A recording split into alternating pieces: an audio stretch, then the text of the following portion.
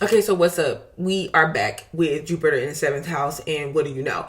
Jupiter in the seventh house is really not a bad placement to have Jupiter at. If you have not looked at the video that I did of Jupiter in the fifth house, it's kind of like Jupiter in the fifth house, except for we're dealing with more of a partnership forming. Jupiter in the fifth house is more like kind of dating around, having fun. You know, as you climb up the ladder of success in relationships, and there's the totality of your progression in life. In Jupiter in the seventh house, you can have lots of people that wants to partner with you, lots of choices, or more than one choice. Jupiter in the seventh house can be a person to where they have a couple people to decide what should they be in a long-term relationship with.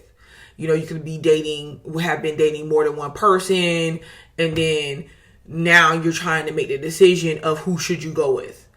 You can see Jupiter in the seventh house also have people from foreign lands and people of different backgrounds, ethnicities, different cultures that they are attracted to, or that are attracted to them.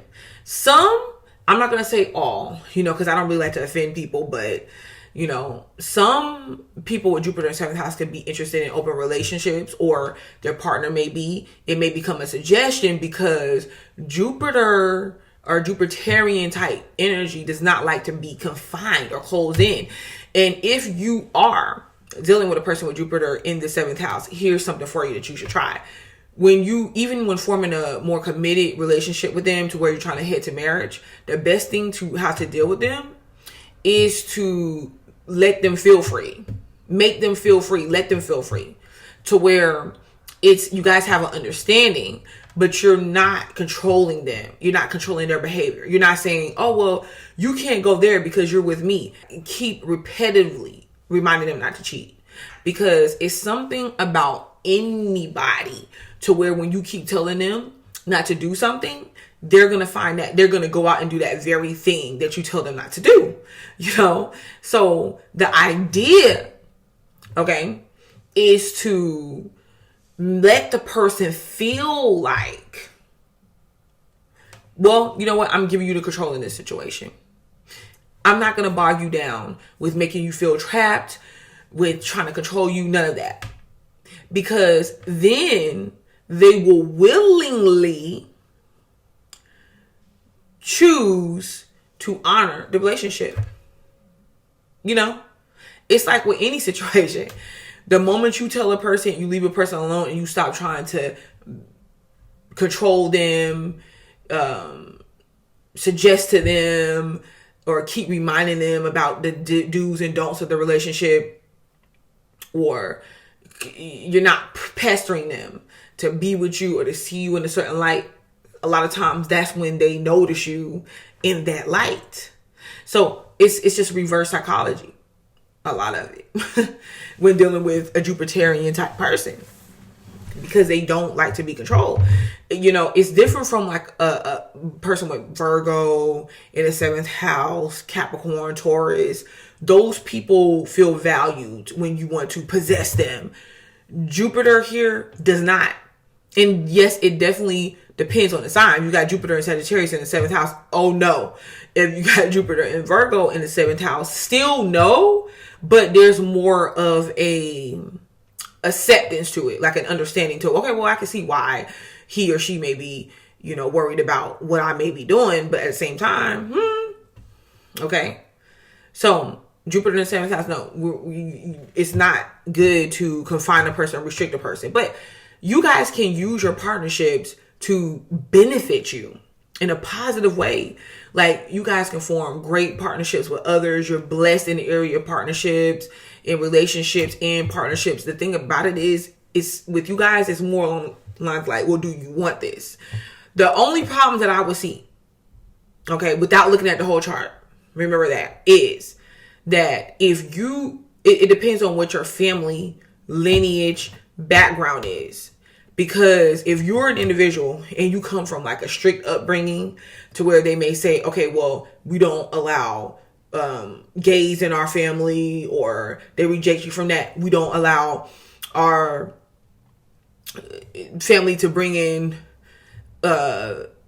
whites, blacks, Indians, we get Chinese, whatever. We require you to date in this particular construct. Okay. And it's usually religious or some type of belief system when you're dealing with Jupiter. Then you can risk being outcast from your family to pick if you're going to move away, if you're going to go with this partner. Is it going to be love, or is it going to be your regular moral tradition? That type of thing. And you can see like a lot of people with Jupiter in the 7th house leave and travel away from their family as well when it comes to partnerships and relationships that they form. So get ready for that. Like, you and your partner that you're in a relationship with can travel a lot. You and your business partnerships could require you to travel a lot. But this is the thing. You can also draw in other people, because people may come to you to get the latest news, to get hear what you have to say, because you could be like someone that is, speaks to people, minister type. Like I always call Jupiter the motivational speaker when they want to be positive.